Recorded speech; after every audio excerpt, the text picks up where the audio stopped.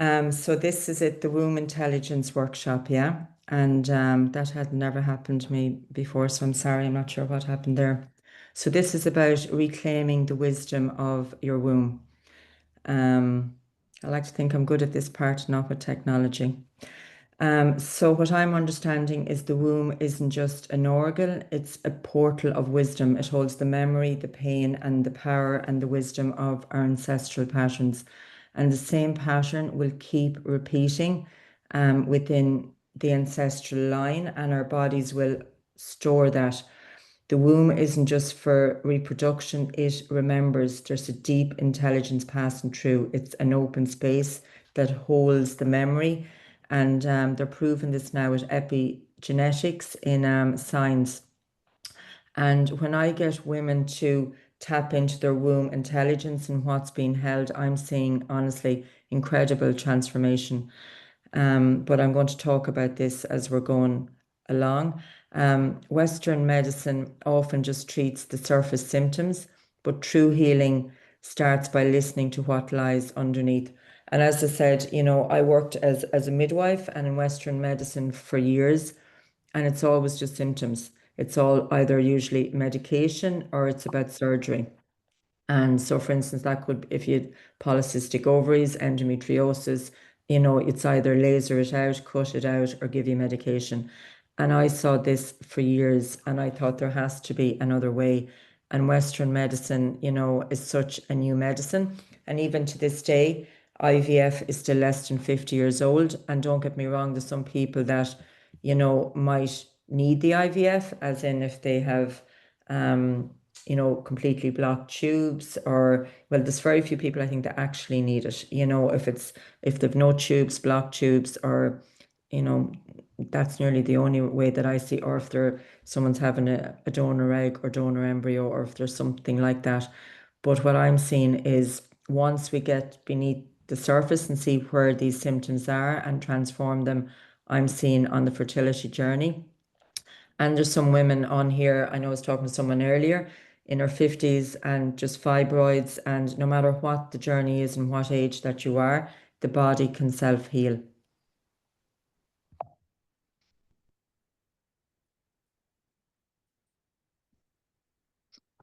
So we carry the subconscious stress and unresolved emotional patterns of our female lineage. This lies in the womb.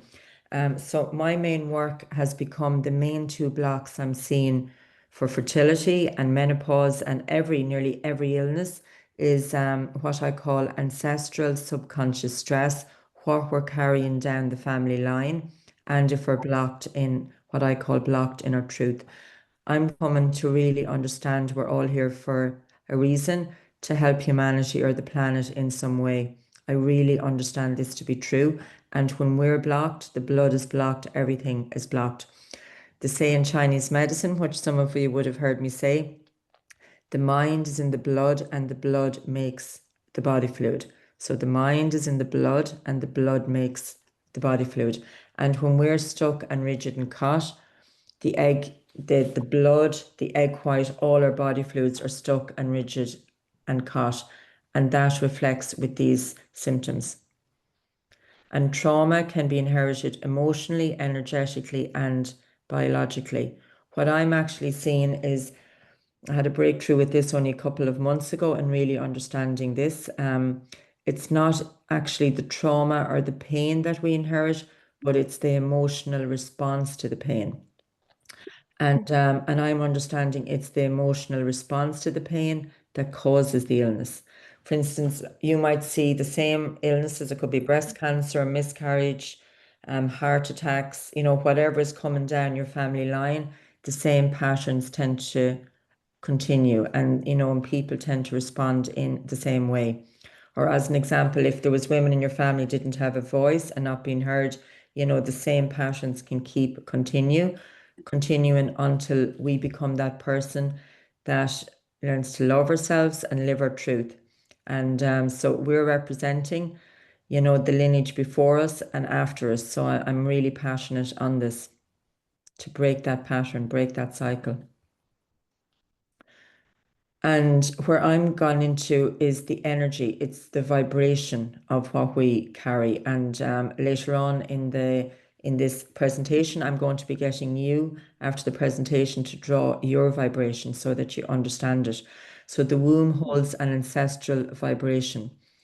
And I don't know if you've any of you heard of Joe Dispenza. I would feel this work is similar to that. It's the energy, it's the vibration. And this is not airy fairy stuff. We're made up of energy. We're atoms. We are energy. And and if our energy is blocked and stuck, the vibration of who we are is blocked and stuck. And the stress will continue. And often as women, we can carry this unworthiness feeling in our family line until we transform it. And so my aim is to help you to transform any of this lower vibration into a higher vibration. And what I'm seeing is we hold this, especially in our womb as women. Some of you might know my journey of what I spoke about, the Madeleine. And this is, for everyone. It's not a Christian thing. It's not to be honest, I'm more into the energy than anything else. And but I did go on a very deep journey myself, connecting to this Madeleine energy. I think some of you might know my story that I got a universal sign to buy this old bank building about 5 years ago. And I bought the building, and the building is across from the Catholic Church in Ferns. And this brought me onto a whole link to, the Catholic Church, a bit of the patriarchal system and what we're carrying, especially in Ireland, but I think it's universal, what we're carrying and what's looking for recognition. And only recently, I realized this is an actual thing, the Madeleine frequency. And because what I've learned is it's our journey, to recognize our truth. And I know in my line, Siobhan's the Irish for Joan, and there's a history of Joan and Johanna's in the family line, never had a voice, the kind of the real scapegoat in the family. And I felt I was carrying that. I had a bad stammer, I couldn't talk, sorry, not that I couldn't talk, I couldn't read the reports. It was very challenging when I was working as a nurse. And as I'm learning to have a voice and tap into my womb intelligence, I see this being reflected in my own body. And this is my passion. And this journey with the building taught me this. The building, I realized, was reflecting my own walls, and I was stuck. And I think sometimes we get into this, we get into our ego masculine or whatever name that you want to call it, but we're walls, and we get stuck on being the true nature of who we are as women, which is, the sovereignty part of us, being vulnerable, being soft, being open. And so, this is my passion to, as I'm opening up, to share this with ye, that hopefully you'll recognize this within ye, and to recognize on how to be more open and to be true to your own nature. Interestingly, I saw this just the day before yesterday, and I thought, oh my God, this is exactly the journey that I've been on. And I think as all, we all go through this journey. It's about embracing our feminine wisdom, not being passive or submissive, but being, that strength, the sensual, the intuitive part of us, the deeply wise part of us, and healing through love, not fear. Fear will always lead to control, and we'll put a wall up and we'll try and control things. And, it's certainly been my journey trying to control and look outside myself for the answers. The answers are within us. And it's about transforming any residual shame, grief, trauma, in the womb, and using your voice. And as I say, they say the mind is in the blood makes the body fluid. So when we're stuck and rigid and caught, what I'm seeing with women is this is reflecting with clotty periods, cysts, endometriosis, autoimmune illnesses, and egg white being sticky. The body's going to reflect it back. The body is trying to show us. The one thing I can promise you, and I'm very slow to promise anything, nature doesn't make mistakes. It's all accurate. If you have challenging symptoms, it's because there's something still stuck and caught in your mind. It's often subconscious. And for me, it was very subconscious. So my work is around making the subconscious conscious so that you can be free from this. Ancestral and lineage healing. As some of you have heard me saying, I'm a farmer's daughter, and with animals, for instance, if you had two racehorses, before they even mate, a good racehorse breeder would know if they're going to buy that foal just from looking at the breeding, what's coming down. We're the very same. We carry it down. We carry it in our DNA. I don't know if you all know this, but as women, when we're 6 months in our mother's womb, we have all the eggs we're ever going to have for our life, which means we were an egg in our granny's womb. So it's quite incredible. It shows we're carrying this. It's in our DNA. And I'm very passionate about, for any of you on the fertility journey. I know most of you on this call are on the fertility journey, about preconceptual care, about transforming any stress before you get pregnant so that you and your future child and future generations can be free. To me, preconceptual care, dare I say, is even much more important than health and pregnancy. Once the embryo is chromosomally formed, that's it. That's your child. That's at least the next 7 generations. It keeps coming down. And it'll be harder for your child to break free and feel free, if it hasn't opened up within you.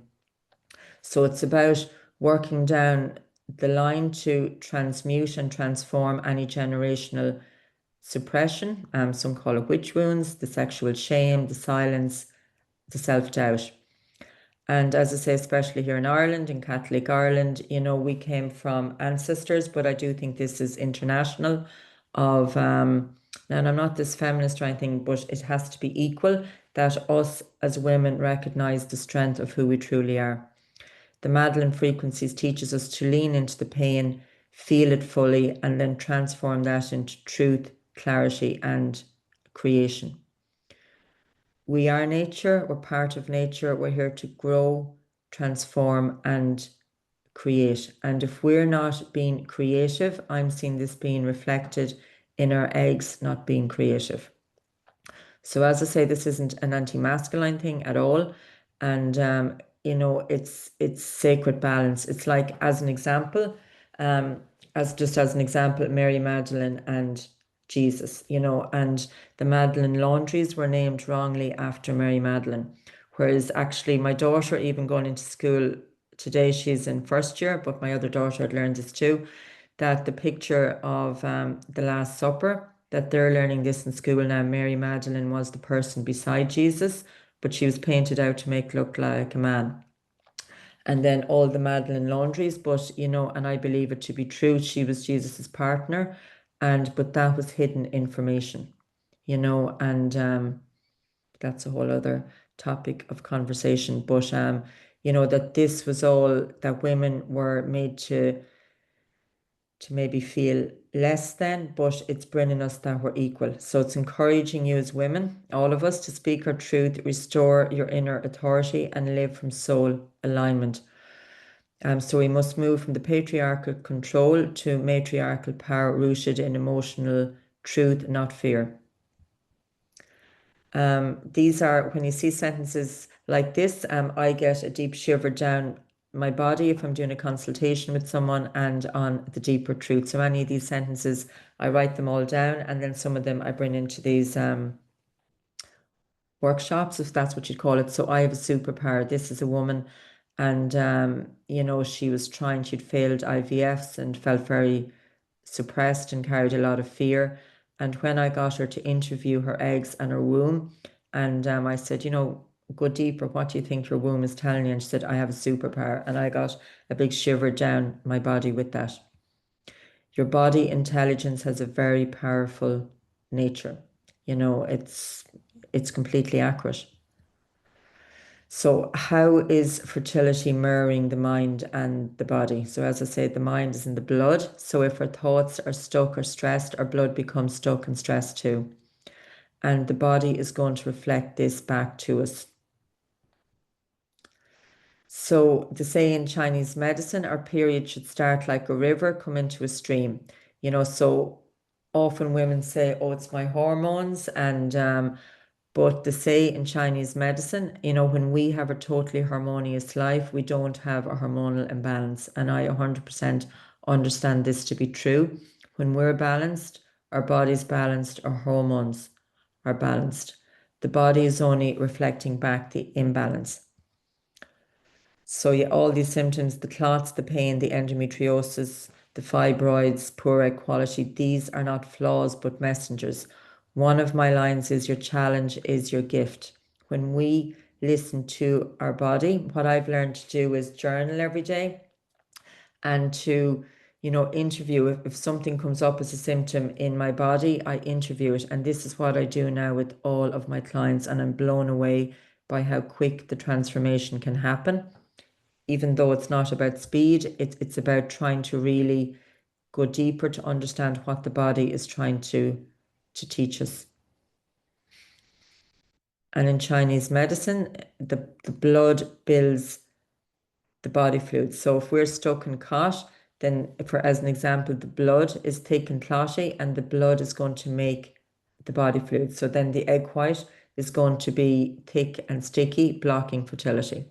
Nature's intelligence is incredible. So if we're stuck in clot, the egg white and semen are stuck in clot. It's going to block that because that's of lower vibration, and nature doesn't want this for your child. Especially at the moment compared to our parents' generation. Well, I'm older than a lot of you on the call, but to the generation back, things were much more freer and people were living much more alongside nature. Whereas now we're gone more into a world of systems and education and our walls and our houses and our pension and nature is blocking this. Nature doesn't want this for your child. Something has to give. So to grow a baby, the womb because I know most of you are on the fertility journey, the womb needs to be like fertile soil, needs to be free flowing, free from emotional stress. And fertility is about looking at the whole ecosystem, not just looking at one aspect of it. So if the bloods are clotty, it's hard to nourish an egg and grow an egg and hard for implantation. And also, well, I believe there's two main causes for miscarriage. I don't have a slide on this one, but they say in Chinese medicine, our fear is mainly held in our kidneys, and the kidney is responsible for egg and sperm quality, and also connects strongly with the womb. So if we carry fear, this is going to come to the egg and sperm, and nature doesn't want that for your child, and it can often lead to a miscarriage. So there's two reasons for miscarriage. One is that fear aspect, which I believe is the main cause, and the other then is implantation. If the lining of the womb is weak, or the blood is deficient or clotty or stagnant, when the ancestral pain remains untransformed. So miscarriage is never a failure. It's just a sign of the body's deep intelligence to go deeper to transform. So my work for any of you that have had a miscarriage, it's to prevent that. It's nearly like saying to the body, I've got this. I don't need any more lessons. And and acknowledging the fear, transforming it, and I'm seeing that very successful. I think in the last recent years, I'm very honest with this, but I think it's 18 or 19 couples I've seen in recent times that have had 4 or more miscarriages. And they all went on, I think they all went on to have a healthy baby. Either 2 or 3 of them had 1 more miscarriage. Now, there's lots of women I've seen with 1, 2, and 3 miscarriages, but my thing is for any of you on the miscarriage journey, it's very important for me to see both of you. And even if you don't come to me and I don't see both of you, just that both of you are on board, because the man is 50% and you're 50%. And you need to make sure, whereas the woman often carries the pain and the guilt, she feels guilty, whereas it's usually equal. It's usually the embryo wasn't strong coming from both sides.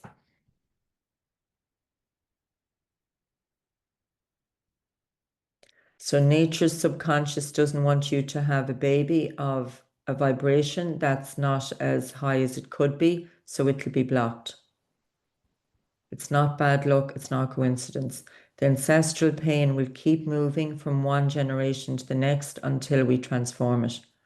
And what I'm genuinely seeing is the more challenged, the more gifted. So even Einstein said energy can only transform, it can't be created or destroyed. So imagine there's this energy in your family line of, as an example, the woman not being heard and the scapegoat and the people pleasing and keeping it all going.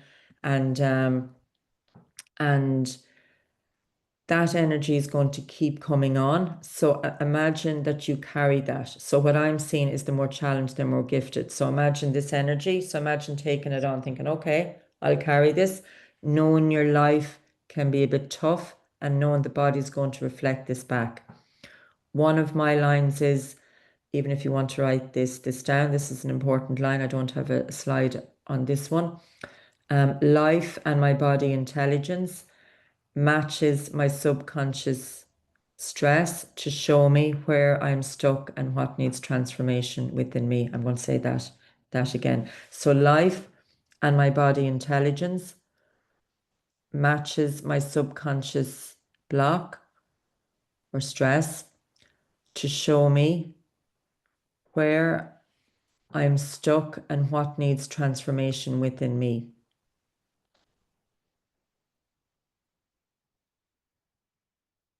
So life and my body intelligence keeps matching my subconscious stress to show me where I'm stuck and what needs transformation within me. Even with research and psychology and all that, they're showing 95% of how we operate is subconsciously, how we go about our daily lives.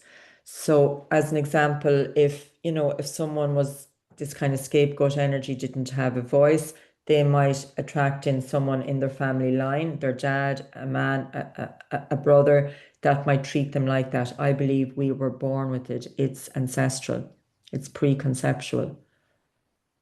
Or for instance, as a basic example, if someone was angry, they'll attract in, an angry situation. Or if someone has financial fear, they'll attract in a situation with financial fear, and then their body can feel stuck and caught. The body is going to keep reflecting the vibration until it's transformed. Actually, if any of you have any questions as we go along, please put it into the chat and I'll come to the questions at the end, if that's okay with everyone.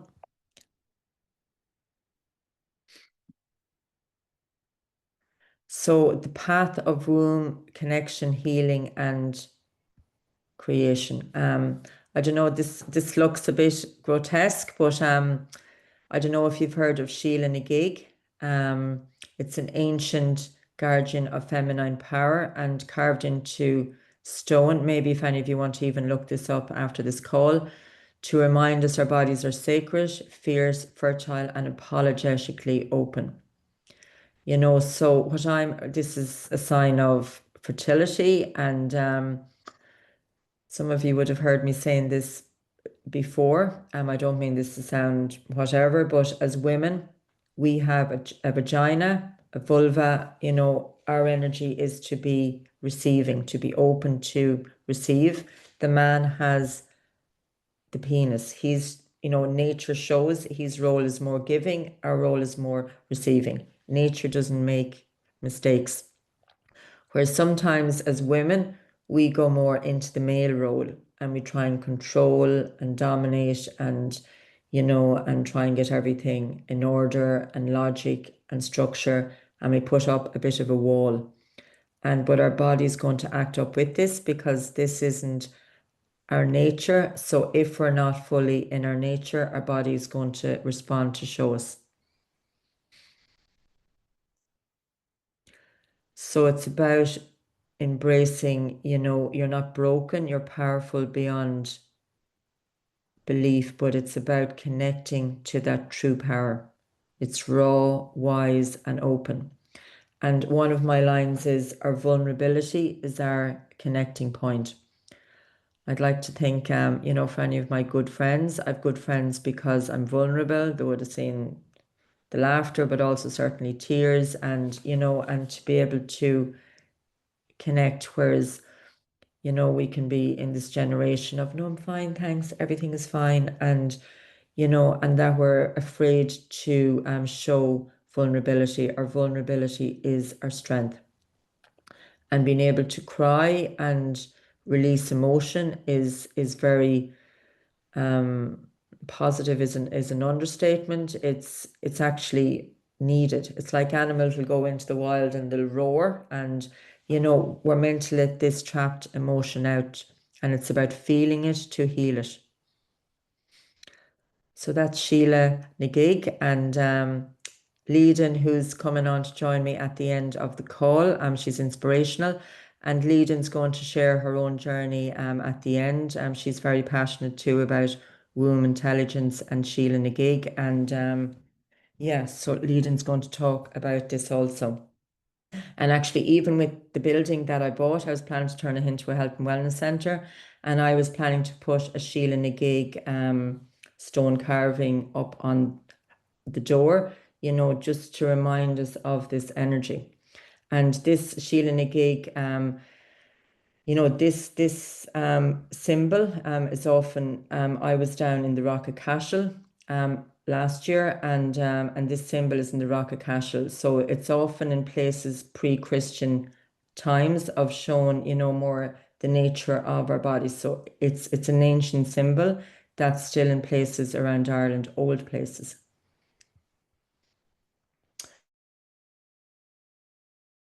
Being on a big connection with the cervix. I could nearly do another workshop on the cervix, but the cervix is your sacred gateway to the womb. And I'm understanding it reflects our inner voice, our ability to open. And lately I'm on my own journey with connecting to my own cervix. My cervix, like my womb, has been a challenge and my gift. I won't go into all those details just now, but what I'm learning is, and for you maybe to even try tapping into this over the next few days or weeks, that if you feel a little bit stuck or there's fear or you're trying to control, just even think, you know, at the base of your body, you're kind of just holding yourself slightly, just holding yourself. Whereas when you're fully at one, connected and open, you might find that your cervix is just naturally more open. And again, as I said, I've been very challenged with my own cervix, but again, my challenge is my gift. It's teaching me that hopefully I can help you understand your cervix also.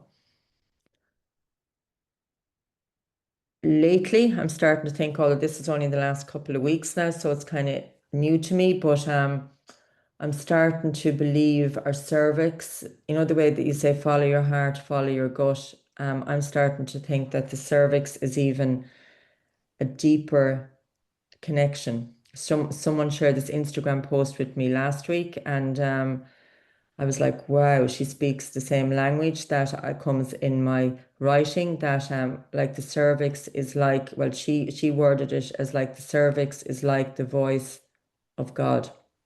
And that I think that was you leading that chair, that wasn't it? That and I thought that was really powerful, and I could really connect with that.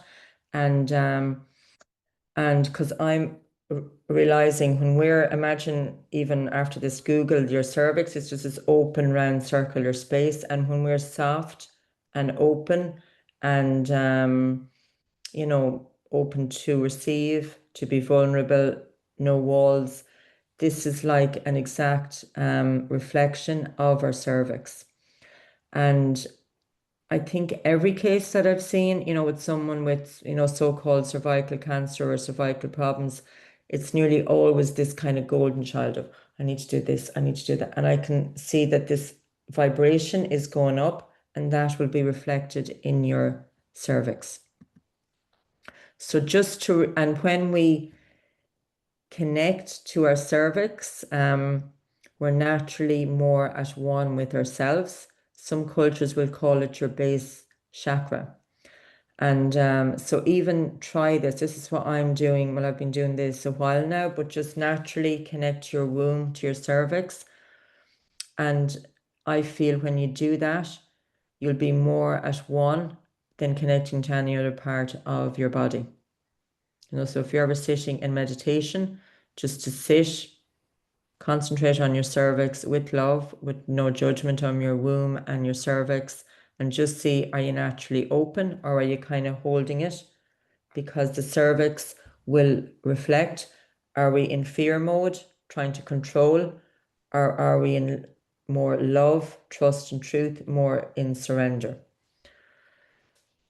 As I say, I feel I could do a whole workshop on the cervix even, so the body intelligence is incredible, how it will reflect back. So yeah, that's what I was just saying there. It'll give a slight tension if it's a no. So even if you're trying to make a decision on something, think, do you feel yourself pulling, up slightly? If it's a no, or is it an open feeling and you feel more open and it feels right for you, take time to listen to this.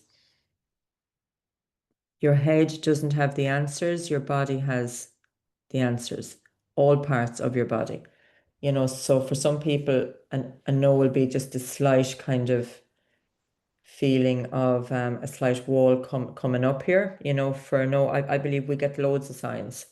So that's the sign more in your heart area, or you might get a gut feeling, and this is in your cervix. So it's really listening to your body intelligence, taking time to actually listen.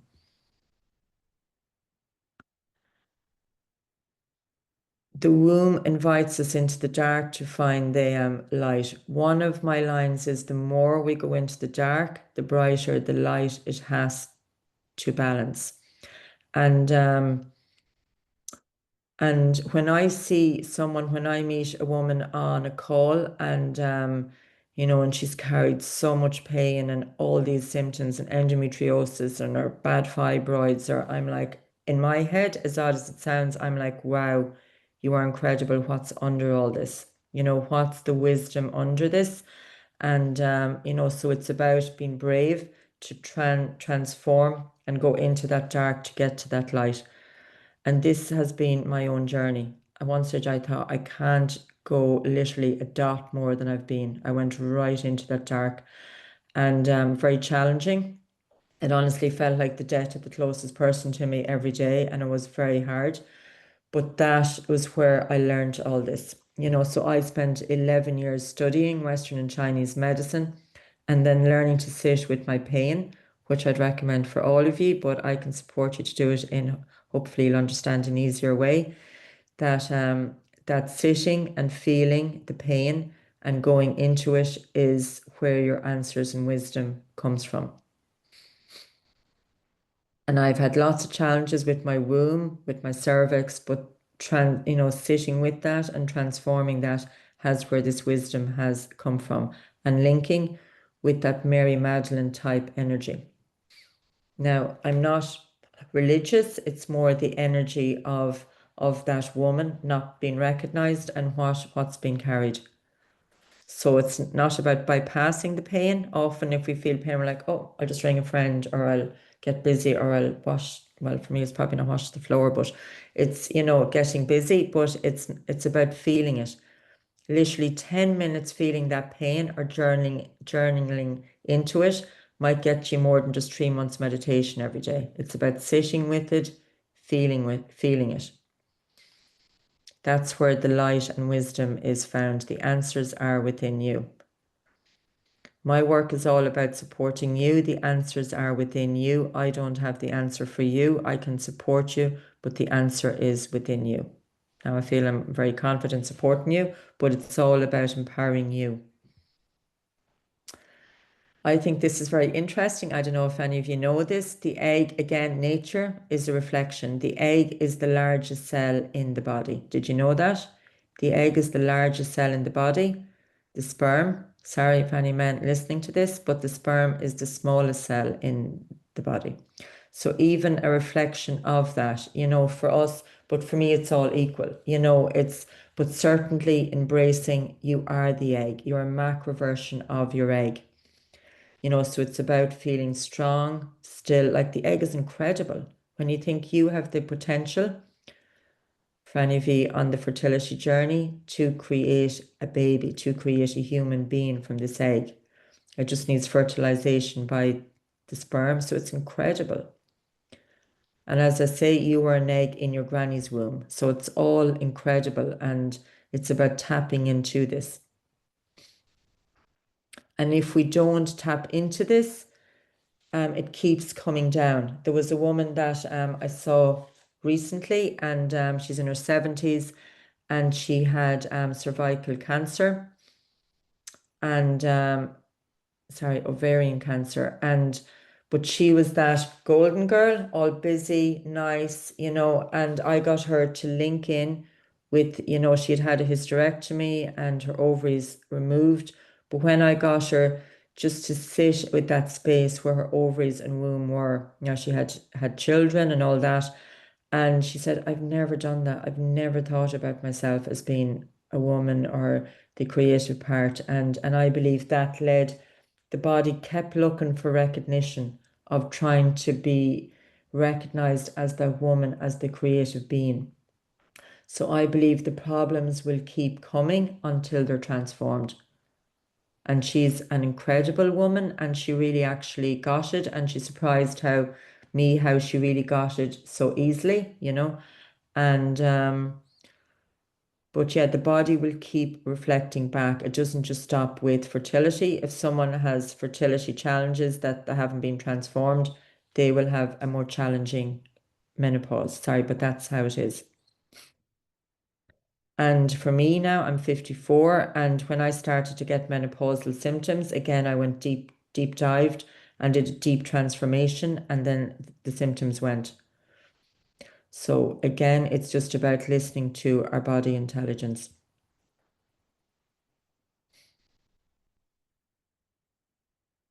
So it's about taking time in stillness to be strong. That it's not that we need to be busy, it's about just in stillness we receive.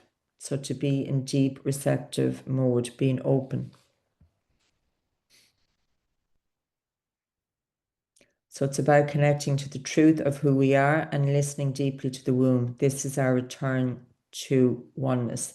I'm just showing a pregnant woman there because I just need to mention this in the presentation or show a picture. It's incredible how the womb, will know the exact nerve supply, the blood supply, how it cooperates with all the other organs. The womb isn't on its own. And that's something else. Everything is working together. So you're certainly not broken. You're powerful beyond belief. And it's, my work is helping you to connect back home to yourself, as I'm learning to do with me. So for any of you on the fertility journey, this baby is taking you to a deep place of love and recognizing your gift. Again, this is one of these, what I call shiver sentences, where I got a deep shiver down my body of what's the deeper truth. Usually when people get pregnant, especially naturally, they realize, oh my God, now I understand it. It couldn't have happened 1 month early. There was still something that needed to be transformed. And I'm going to share someone's story shortly. And there was this, well, there's been a couple of cases. Leading is certainly who's going to share her story too, inspirational. But lately I've been doing more womb intelligence sessions with women. And there was a particular woman, I think she's on this call, but she was, I had seen her a few times, and whereas, more than I'd usually see someone, usually after 3 times there can be like real transformation, and often the woman can be pregnant, dare I say. And but this, person was, I'd seen her a few times, and while there was incredible transformation and she's incredible, she was still getting spotting. And I thought, right, we'll just do a session just on womb intelligence with this spotting. And she actually just wrote me something, so I'm going to read it out. But it was about, she's what I'd call the empath golden girl, an incredible woman, very giving, very open, very sound, and but busy, all busy and doing, and well, in her words, chaos and not enough structure.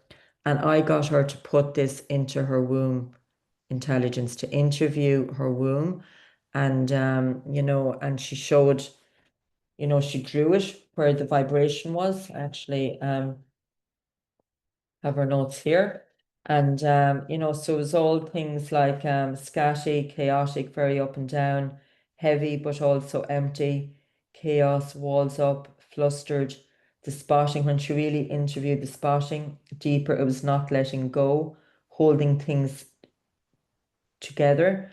And she drew the vibration of that. I have a graph of, I write everything down. And and she felt vulnerable, couldn't talk to her mother, and the biggest thing is being afraid, jumping from one thing to another, running, trying to fix things, what will happen, and it was all that. And then I got her to tap into this energy to really recognize what was in her womb, because if she carried this vibration, then that would come through her child. So nature was trying to highlight this, to block it, to prevent implantation, I believe. And so she did an incredible transformation. She actually just texted me just before this call, so I haven't even read the full text, but I asked her if she wanted to share something. So I'm just going to read this now. So yeah, this is her words. Actually, I haven't read all this before. So I just said because it was literally after that session with her, because I was a little bit stuck, I thought, "Well, this is where we need to go." And I knew after that session that was her breakthrough. I just knew it because I got the shivers in my body, I just knew it. And I said to Rachel that works with me, the next workshop is on womb intelligence.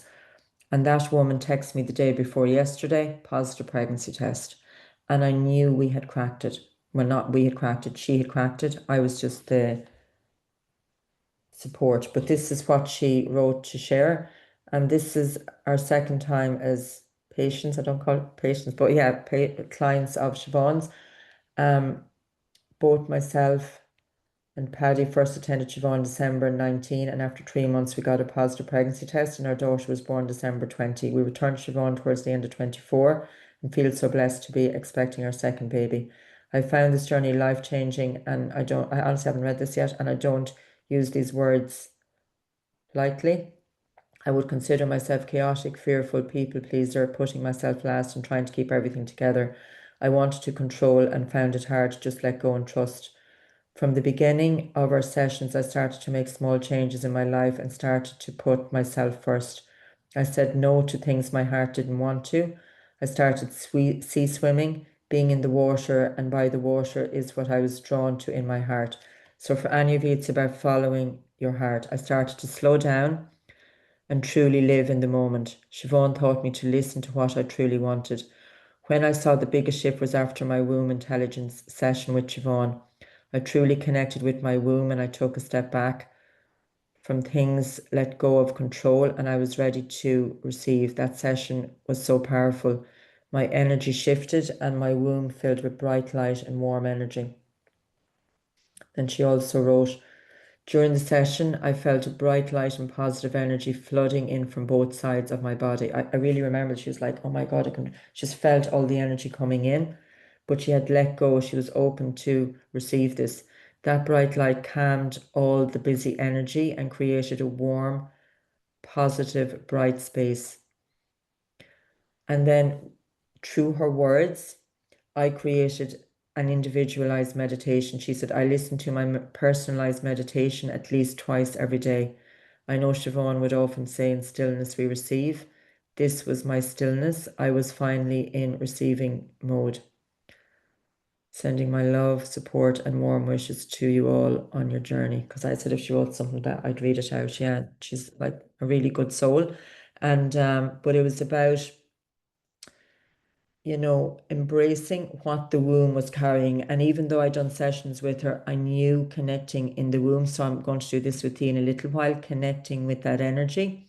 So it's like imagining the energy is this dark cloud or whatever energy you want to put on it. And we need to bring the light through to transform it. It's about accepting the dark cloud, recognizing it, what's the information in it, what's been carried in the ancestral line. Because this woman would have said too, she was like, women in her family that were coming down. So it was about transforming that. So transforming into a higher vibration. And when you're that higher vibration, it's easier to attract the baby into your life. It doesn't have to be perfect. There's no such word as perfect. It's just transforming it gently. So if unhealed, these messages resurface through fertility struggles, perimenopause or menopause, but the womb will always lead us home. They're not endings, they're evolution once we understand them. The answers are within you. The answers are within all of us. The creative part of you is trying to come true. So you are multi-dimensional. There's all these aspects to you. Physical, emotional, spiritual. So the womb carries all this and it can transform. When we ignore the womb's messages, we override our own boundaries, so listening restores them. So again, the yes, no lives in your body, not in your head.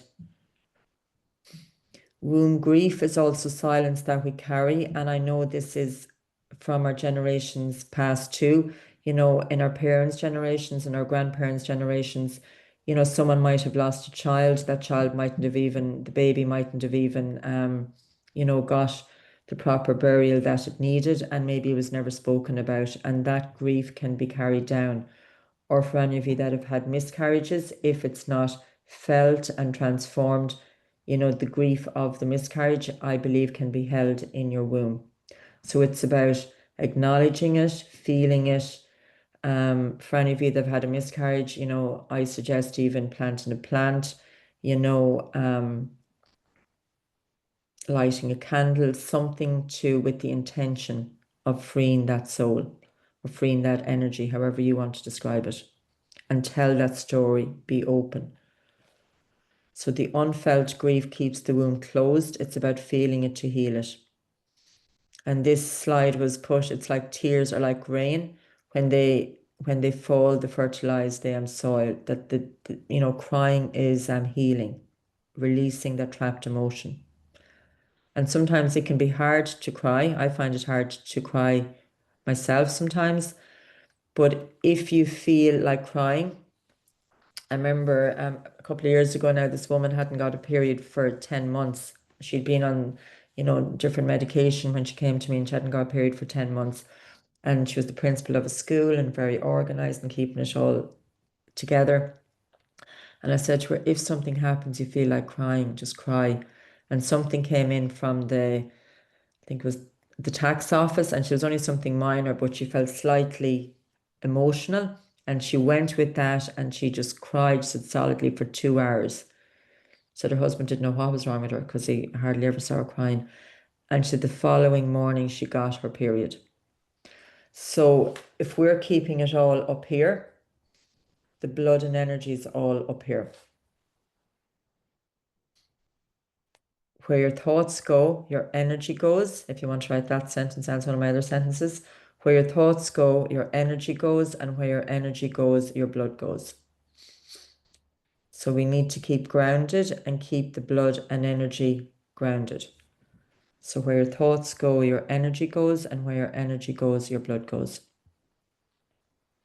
I just put in a slide here on postnatal depression too. I personally had it after my first baby. Again, I don't think I've ever shared that actually on any of these calls, but again, I'm trying to be open that it might help you. When the base chakra opens up, when that opening's up, it's and often people will get it after their first baby if they're ever going to have it, because it's stuff that was never felt or never dealt with or healed. And when that opens up, it's an avenue for the stress to come out. So again, the body's on your side. It's looking for an outlet. And that it's not been held in your breast milk. So it's again surrendering with that and going with that. And if any of you are on that journey, I really feel I can support you with that because I understand it. So my work is about encouraging you to lean into the pain. It's not scary if you allow yourself to feel it. As I said, 10 minutes feeling it could get you more than all these weeks doing meditation. feel it to heal it. I like this slide. The womb and the voice are connected. Actually wrote something on this. Yeah, that it's a mirroring of the interconnectiveness between both. And what I'm seeing is, because I see it in women's graphs when, they often draw a tightness here and a tightness in their womb and in their heart. And what I'm seeing is when a woman opens up her voice, this is reflected in the base of the body. It's all connected. And interestingly, cervix in Latin means neck, which I think is very interesting. They're all connected. And as women, I find when we open out and connect emotionally, this is certainly reflected in the base of our bodies. As I say, I've been on my own journey with a stammer and I couldn't talk and I was in like deep trauma with that. And so now you can't shut her up. No, but now it's just trying to, for any women, it's about being open and, and just speaking out, speaking your truth and connecting with other women and men in that place. And for any of you in a relationship, sometimes the woman needs to lead with her vulnerability and her openness for the man to open up back. And I'm seeing this definitely 100% being reflected with positive fertility. I have a particular interest too, well, I have a good few interests in but anything to do with the ancestral pain, but with kids say, that, maybe the age of 3 and they still don't have, haven't, said words or mild autism or something like that. I'm seeing this being reflected in the parents often, carry the residual stress of being a little bit held in, and then the child can reflect this. It'll keep coming down until it's transformed. So your womb is a portal, and in all aspects, we're always birthing. What science can't always explain, I believe the womb still knows. We need both, but never let any data override your deep knowing. I did every possible course. I did research. I don't know if you've heard of Trevor Wing. He's the main lecturer at the Sims Clinic. I did a full year with him. He's a gynecologist and radiographer and top research in Europe that I could find anyway, a full year's course, and did all these courses and things, and but the course just showed me maybe, a woman's womb with cyst, endometriosis, fibroids, and I don't mean that boasting, but I got a distinction. I knew everything there was to be known in Western medicine on this, but my thing was still what's causing that cyst, what's causing that fibroid, what's causing that endometriosis. And that's what I'm going to do with you now. I'm going to, get you to look deeper into interviewing your womb on what's been carried. Your womb knows. Saying, this medical diagnosis of I have fibroids, I have endometriosis, I have PCOS, I have whatever, that's just a symptom. That's not a diagnosis. That's just showing what your body's reflecting. But that's, unless we get to the root cause, it's very hard to get optimum results. And for you, if you're on the fertility journey, for you to create a child that feels free, you need to feel free first. You can't create what doesn't already exist. So now I'm going to get you all to draw your wombs. And, and so I'm just going to guide you with this. And, and as I say, it's linking with the other woman that shared her story, but there's lots of women, I see like that. That's just one woman that I just thought was interesting. That I think it was the following day I said, that's it. I need to do a womb intelligence workshop after the session with her. And then she texted me 2 days ago saying positive pregnancy test. Once her womb and the information was heard. So that's my wish for all of ye, whether it's fertility, whether you're pregnant, whether it's fibroids, regardless what age that you are. Is everyone okay with this so far? Yeah? Okay, so what I'm going to get you to do is just I'll just tell you how this is going to go and then we'll do it. So first I'm going to get you just in a minute or so to shut your eyes and just to really, you needn't do it yet, just to really then shut your eyes, really connect with your room with no judgment, just, feeling what your room is carrying and connecting with that and connecting with your cervix and just think of your ancestral line and think of your mother's side and your father's side and just think of, especially women in your line, what's being carried. And, there's two main types that I see. One is the ultimate golden girl, and one is this kind of empath scapegoat not having a voice. Obviously, it can be a combination, but just see what are you carrying. And then I'm going to get you to draw your womb and interview it and to see what's looking for transformation. So first, if you just shut your eyes and just connect to your womb.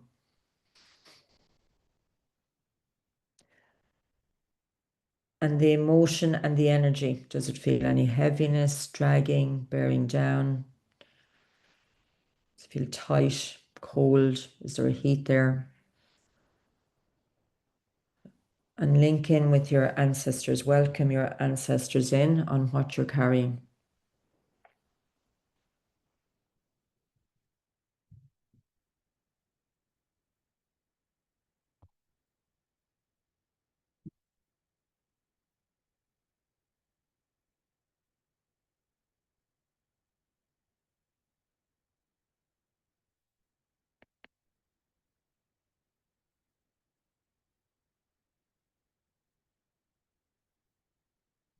Just shut your eyes and just do that for another 30 seconds or so. Just welcome your ancestors in and just feel, and if you know you have clots or fibroids, just really go into that space.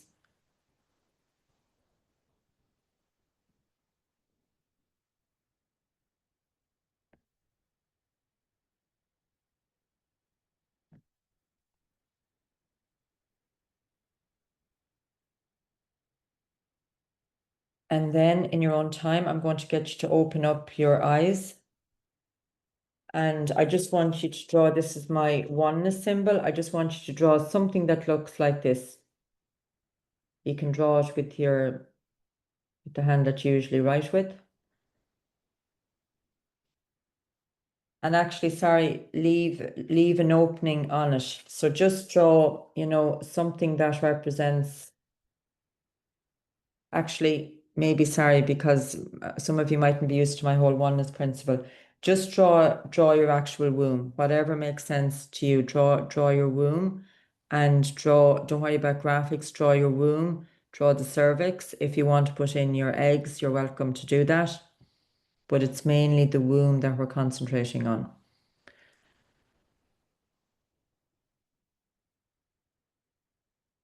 And then think of your ancestors and any pain or stress in the family line because we want to get this pain and stress from the root cause out. The mind is in the blood makes the body fluid. So if you're stuck in cot, the periods are stuck in cot. So I want you then to shade in any stress you feel that your womb's carrying, more the energy and the vibration of it. The energy, the vibration, and the emotion. And if you can do that even with your non-dominant hand, that's actually a bit better. Let your heart talk to you. Imagine putting the energy of the stress in your heart and let it tell you what it's carrying and not what your head thinks it's carrying. Let the wisdom come through you.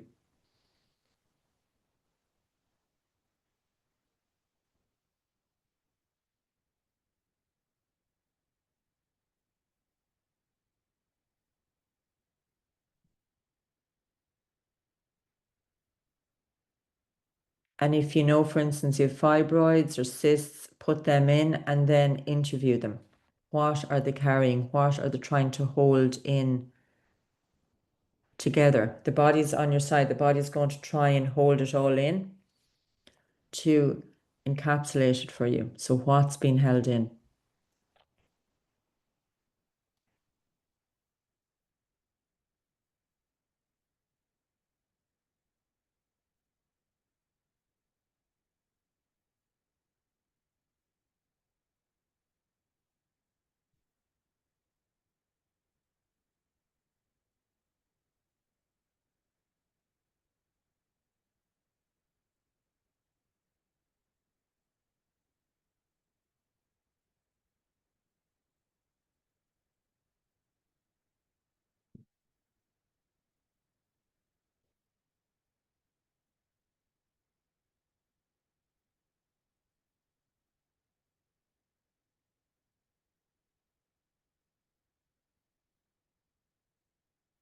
And then I want you to ask that energy, the emotion, the energy, what it needs from you, what it needs.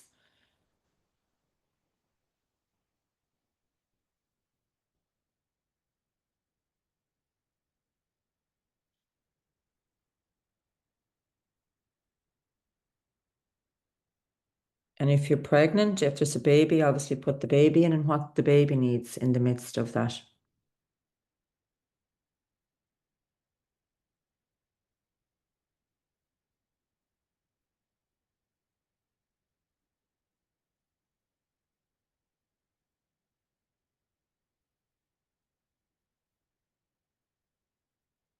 And fill in your cervix and see, do you believe your cervix is just soft, open, or is there a tension there?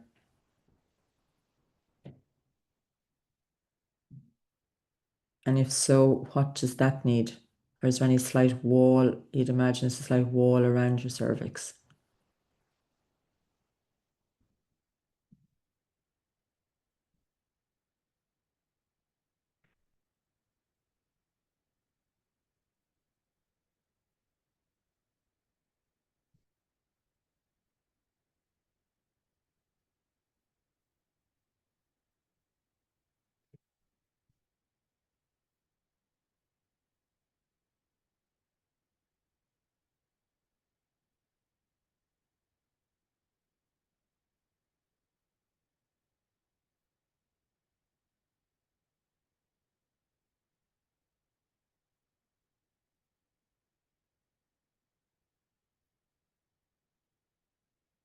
If any of you are happy to share in the chat, the what's the any of the tension, the darkness, the stress that your womb is carrying?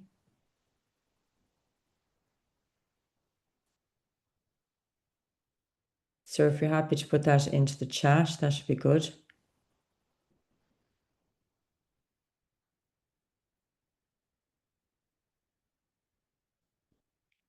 Pressure. I'm just going to write this down. Pressure, holding, tightness. Yeah, great. Not that's great, but we want to be honest. Grief, fear. Yeah. Fear of judgment. Yeah. This is great. Get it from that root out. Yeah. Fear, shame. Thanks for sharing, everyone. Heaviness, regret, not using my voice. Shadow, imbalance.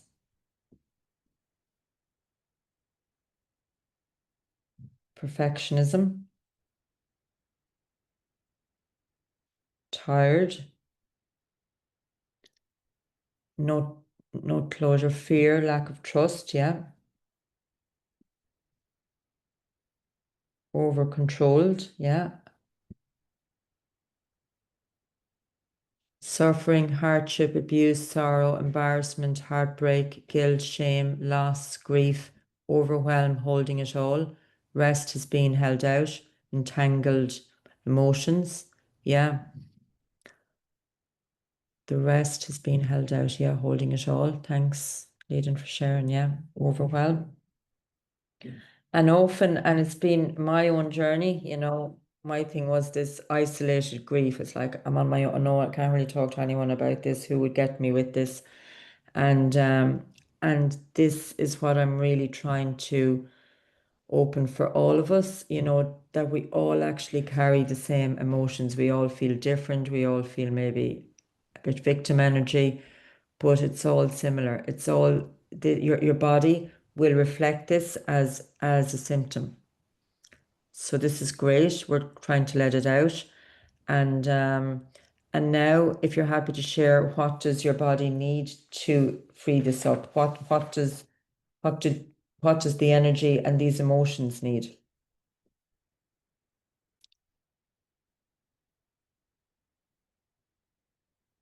Compassion, great, yeah.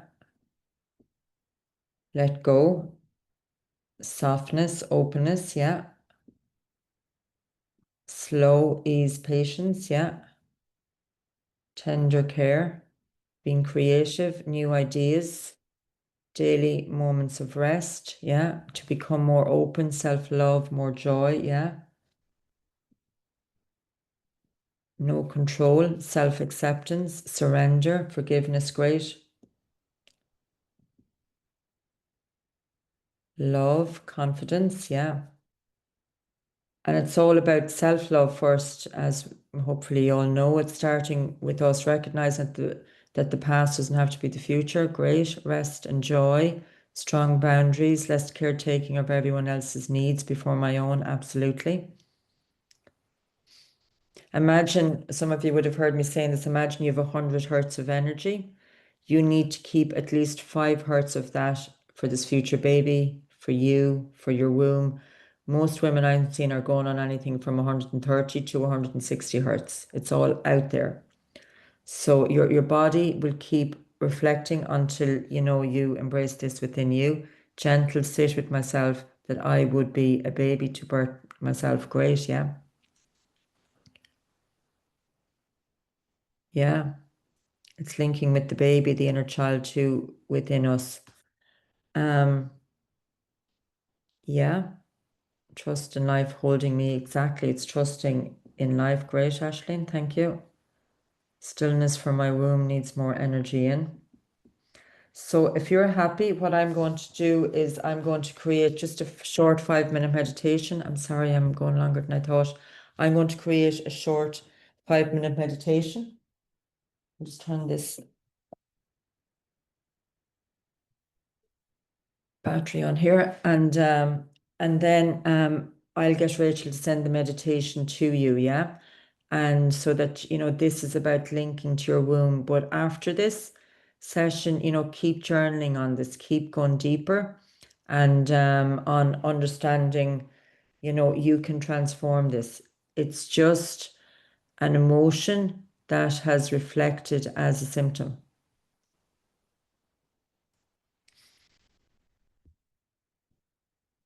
Anyone else want to add anything before I start the meditation?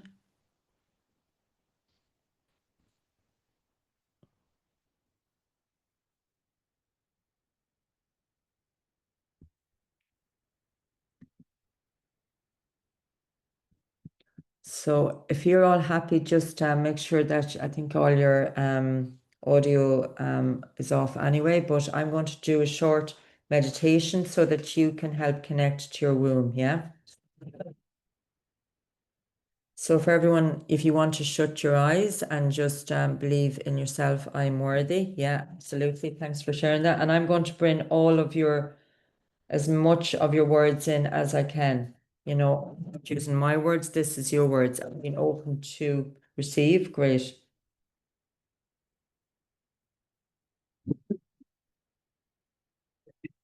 So whatever information, this is what I do, I just create it from you.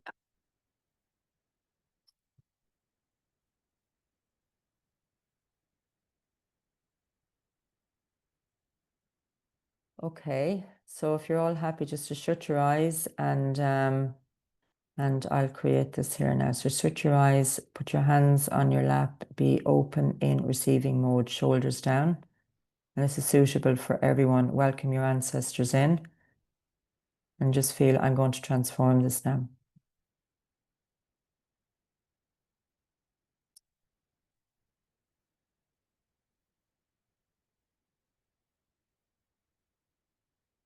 Connect into your womb. As you connect to your womb, you feel this energy of softness and tenderness and love.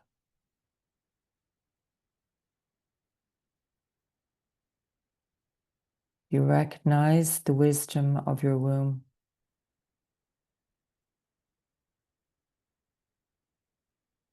Connect to your cervix, to your ovaries.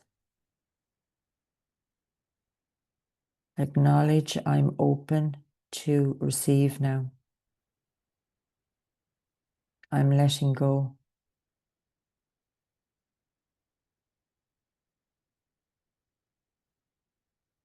I have compassion for me and what I carry.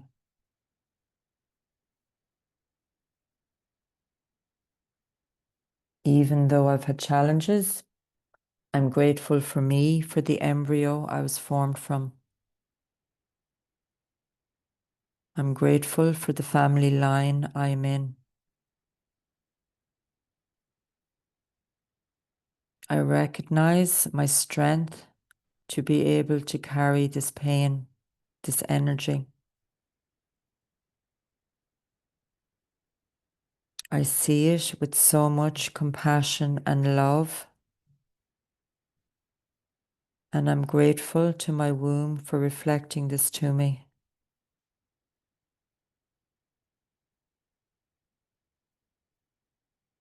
Feel and acknowledge any of the stress that showed up, the fear, the heaviness, the tiredness, the control, the holding, the tightness, the shame, the heaviness.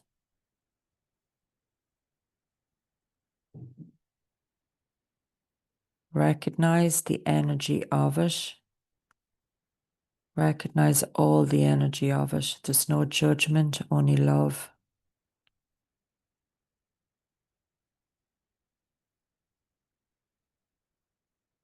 You feel grateful that this energy showed itself to you to show you what you're carrying.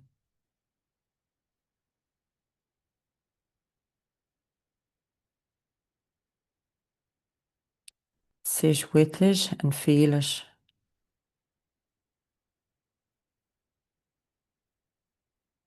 This energy wants to transform. We just didn't take the time to listen to it. It's not even your energy, it's carried in the ancestral line.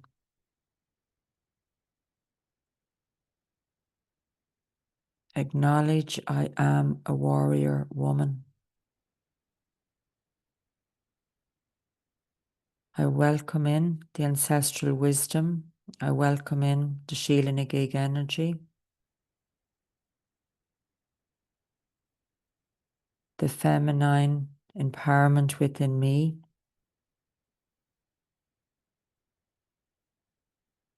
And I recognize I can transform this energy so that me and future generations can feel free.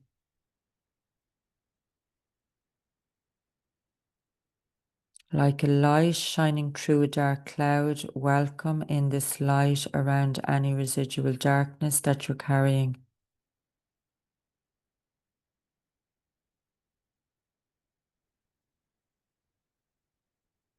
The cloud welcomes the light in.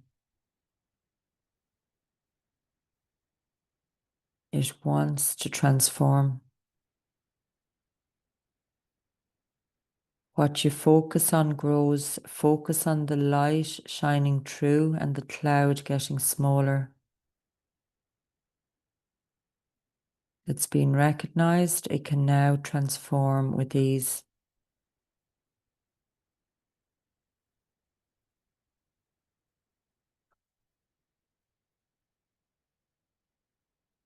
The womb isn't on its own.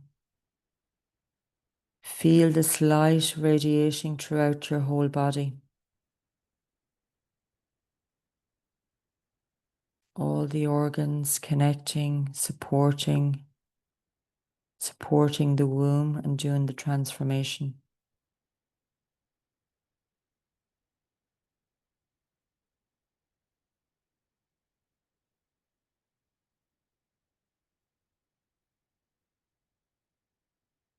Acknowledge that as the pain transforms, you're just letting this energy in time go through the cervix and clear from your body.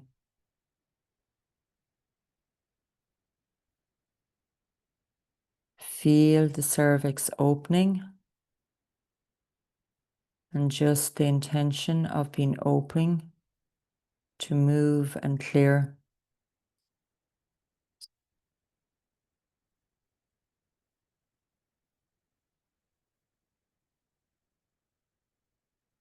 And in the now, shine the light on any residual cloud that you can feel free.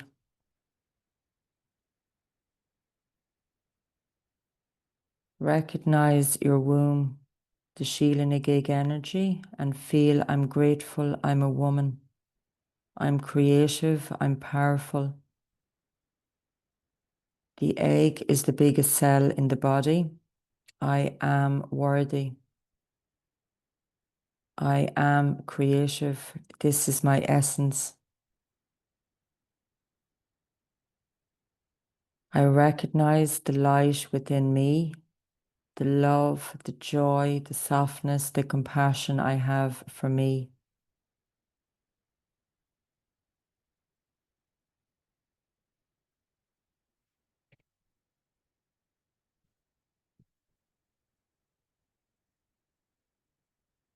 Acknowledge I trust my womb to heal, to self-heal. I trust my body. I feel this energy of light shining from my womb right through my whole body.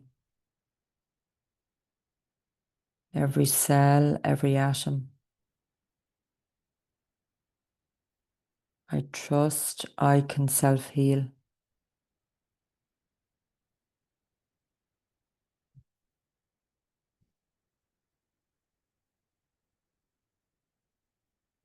Acknowledge I am this energy of light and love, and I'm open to receive. I trust in the nature of my womb and my body intelligence, and I feel supported by nature with love.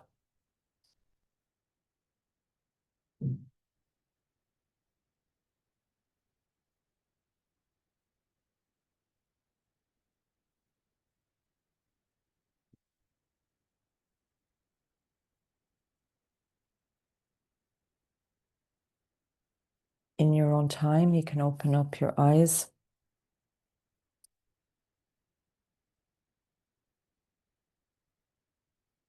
Did that make sense to you?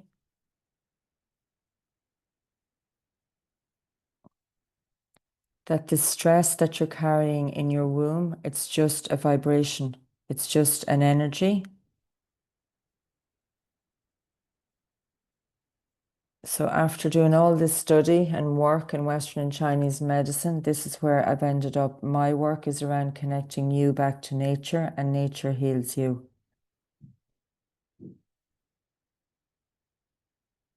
You have the ability to heal you. Your body will, I see this every day.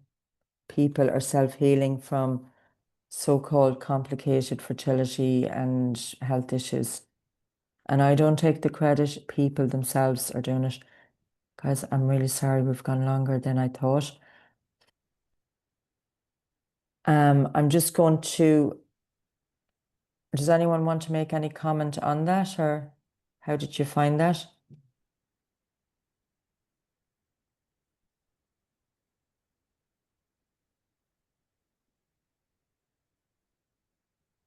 I hope everyone's okay with that. So this is just finishing your practical tips for this. So it's acknowledging, so moving forward for yourselves, acknowledge the ancestral stress and transform it. There is a good book called, some of you would have heard me talking about this, It Didn't Start With You by Mark Woolen. He's a guy that ended up, I'm quite sure, clinically blind, and he got his eyesight back when he forgave his father and did different things. And he talks about how the generational stress keeps going back. So it's about following the path in the now of love, trust, and truth. Feel the pain to heal it. Journaling. Journaling for me has been my biggest tool, and I'd recommend it for any of you. Just keep, with your right or your left hand. I think you'll go deeper with your non-dominant hand. There is a book called The Artist's Way that can help you with this. Grounding out either in nature or even in your own body, linking with your womb. Doing the meditation, whether it's this meditation, a meditation on, there's lots of meditation. It's just basically sitting in silence. Castor oil packs, just an information leaflet on my website. Healthy eating, keeping any inflammatory foods down like wheat, dairy, and sugar, not too much red meat, not processed foods. For me, they're not the cause of the health issues, but they will absolutely aggravate health issues. Be creative and allow time to connect. Your womb intelligence is never wrong, and nature is always supporting you. And now we have our guest speaker, Leiden, who is incredible and inspirational, and she really is. And I'm very grateful that Leiden is coming on to share her story to hopefully give hope to you. And her beautiful necklaces are a giveaway on where her passion lies also.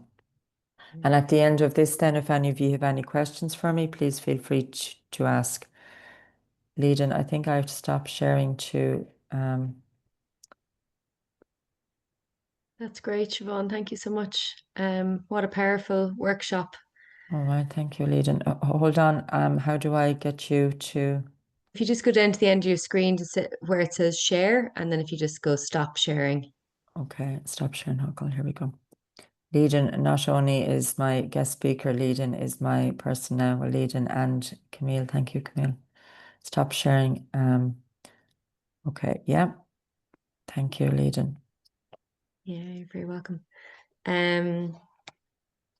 Yeah, I know we're going a bit over time, so I'll keep it kind of it brief, but myself and my partner have been on a fertility journey for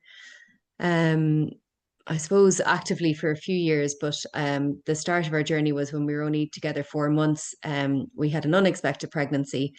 So that was a bit of a shock, but we were, happy to kind of go ahead with it. And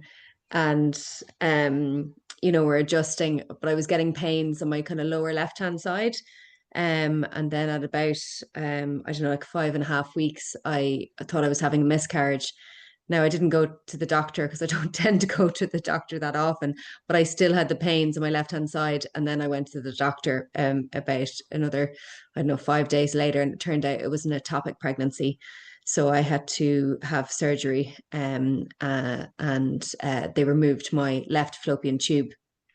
And after that, we were still obviously getting to know each other in our relationship. So, there was a part of me that was mad to get pregnant straight away, but we decided we'd wait a year, and I suppose because we were a bit older meeting each other, I did feel the draw to, get going on the kids. And so then we started trying, and I did feel I had another pregnancy that ended at about 5.5 weeks. Again, I hadn't done a test. And then it ended. And again, I was still getting those pains like on my lower left hand side. So eventually I kind of went for some private scans, kind of the fertility scans on day 11 and day 19. And the sonographer kind of surmised that potentially my left ovary had adhered to my bowel, because sometimes the pain was kind of, you couldn't tell it was digestional, or like when I was ovulating or bleeding.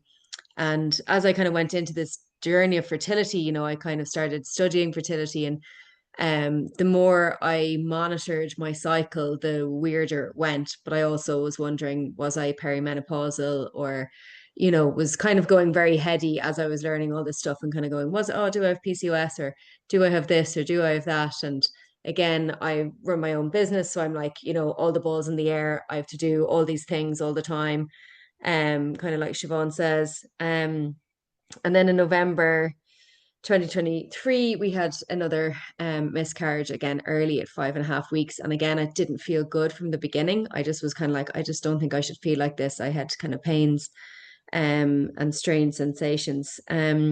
So then in June 2024, we decided to go to a fertility clinic. I'd been getting blood tests done with the doctor, and they were just coming back low AMH, low FSH, that I was perimenopausal, irregular cycles, somewhat painful periods, somewhat like slightly clotty.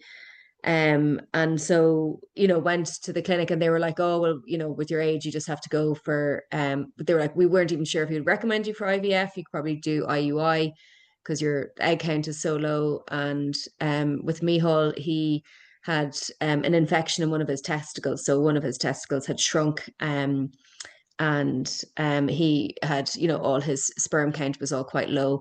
So they were recommending ICSI for him. And we were, yeah, just the whole experience, even though everyone was lovely that we went to, it was in Lero Clinic in Cork. I just felt so let down, and yeah, was kind of just feeling quite despondent. And I guess in a way, when I look back, I was feeling let down by life and let down by my body, and was still very heady with all this kind of monitoring and everything. And so one of the last kind of free treatments, because I was over 40, I was going to have to go to one of the clinics and pay for treatment, like an IUI or whatever one we would go for. But they said, like, look, the last treatment you can get for free is this Hycosi to make sure my right fallopian tube is clear. And I put this procedure off already, like, because I just didn't really want to go for it. And so then I was just like, okay, well, if I have to go with that, I may as well get it done. And then I had the longest cycle I've ever had. It was like coming up to over 60 days. And this was kind of Christmas time last year. And I was kind of, yeah, again, just kind of going like, oh, there's something else I have to do. There's something, I feel like my bleed isn't coming because I'm supposed to be doing something else. And even as I said that, I kind of got this little drop in my womb, this kind of, I suppose that kind of PMS feeling, and it was like a little response, my womb. And then I found Siobhan she just popped up on Instagram, and I was just like, well, who's this lady? And looked at some of her videos, and she's talking about energy and vibration, which is much more my language, because I'd done a lot of, I managed to clear asthma that I had, chronic asthma that I had my entire life, chest infections, antibiotics all the time. And then through Reiki, I released a lot of grief that I was holding in my chest. And I've literally had, this was 20 years ago, and I've had um, two antibiotics since then, in my life since then. And so for me, energy and going into the darkness, going into the sadness or whatever, I knew that was the key. But for some reason in the fertility journey, like, I just wasn't quite getting that. And I wasn't slowing down, and I wasn't giving myself space. But anyway, saw Siobhan, sent her a message, said, can we have a call? So I just wanted to get a feel for her. And we had a call, and both myself and Mihal, and straight away we were just like, oh, she's speaking our language. Finally we're feeling seen, rather than this clinical way. And I said, look, my bleed isn't coming, and I think I'm supposed to be doing something else. And Siobhan was like, oh, I just got a shiver for that. And literally my bleed I came remember that. next. Yeah, my bleed came the next day. Um, and so that was the beginning of January. We booked our first call with Siobhan on just towards the end of January, and that was with both myself and Mihal. And again, she brought in her, her way, which is like, the golden child, a million balls in the air. I have to do this, I have to do that, I have to do this thing, and I'm like, oh God, that's so me. And Mihal's kind of more the empath. And so we both just felt so seen by her from just her looking at her tongue. So it was kind of like, wow. And so we had already started, she'd said to us in the first call to start doing the morning pages and the journaling, and recommended a few books, which we, I think we both listened to them on it didn't start with you, and yeah, doing the journaling. And so then we had individual sessions then in mid February, and yeah, Michal got a lot from his session. It was just about stepping into his power, and he went into, the testicle and did work with that, and just found it so powerful. And then for me, I remember it was kind of getting Actually, yeah, towards. just to mention that, yeah, to give, because Mihal and Leiden, as you can see, Leiden's incredible, and Mihal's the same. And because most men, Mihal was incredible because, as we say, we just one testicle, and and for me, the more challenged, the more gifted. So it was going in like I'm getting you to do with your womb intelligence for him, and I know he's open, and don't think he'd mind me sharing this at all, but was going in and interviewing the testicle. What was in that? What was the inner power, the real man within him that wasn't recognized, looking for recognition? And honestly, he was incredible at deep diving in and, recognizing that within him. And, and then we created a meditation on that. But yeah, thanks, Leiden. Yeah. Yeah, it was amazing, and we both got so much immediately from the meditations. And when I did my individual call with Siobhan, I was going through all the different things there that it could be. And the shiver sentences she got was more about my story of how I met Hall, and it was kind of through this wild Irish retreat and reclaiming the Irish language Yeah. and the kind of this old Irish way. So these were all the kind of shiver sentences. And then Yeah. but Siobhan was like, no, there's something else. We have to get to something else. And we were literally running out of time. And she was like, what about because I hold menstrual cycle circles with a friend of mine and have been just holding them for the past year. And she was like, what about your womb circles? And she was like, now traditional Irish, old Irish way, think about that. So I was like, oh yeah, we did on St. Gubnet's Day. We went to visit St. Gubnet's Well in Ballyvorney, and there's a Sheila na gig there. And then she was like, that's it. She just got this massive shiver at Sheila na Oh, the gig. shiver, yeah. And she was like, well, what does Sheila na gig mean to you? And I just was like, well, she's wild, fierce, and full of love. And it was interesting because a year before on Sheila na gig day, I had written a post because I'm, primarily a knitwear designer. So my Instagram, how my voice into the world, which is generally Instagram, was all just about knitting. And I'd written this post on Sheila na gig day when I'd been drawing her. And I kind of invoked her energy, and it was kind of me stepping into going like, I'm going to start sharing some women's work and womb work because I've been training in this, on this account as well as knitwear, and it was just kind of this opening up. And I really invoked her energy, then. And, I'm still slowly stepping into that work, and I wear like her necklace with a womb necklace as well. And on the call, they were sitting beside me, and I'd been at a wedding or something, or was away, and I'd taken them off, and they had tangled up in each other. And so, like after the call, I had this really profound experience of just untangling, like that. The unlocking my womb was, kind of unlocking Sheila na gig.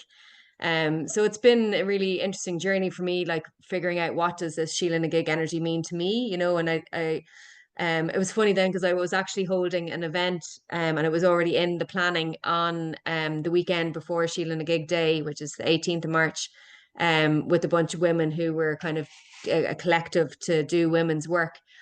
And that was me stepping in front of a room full of people to kind of speak and introduce the evening. So again, it was me stepping in.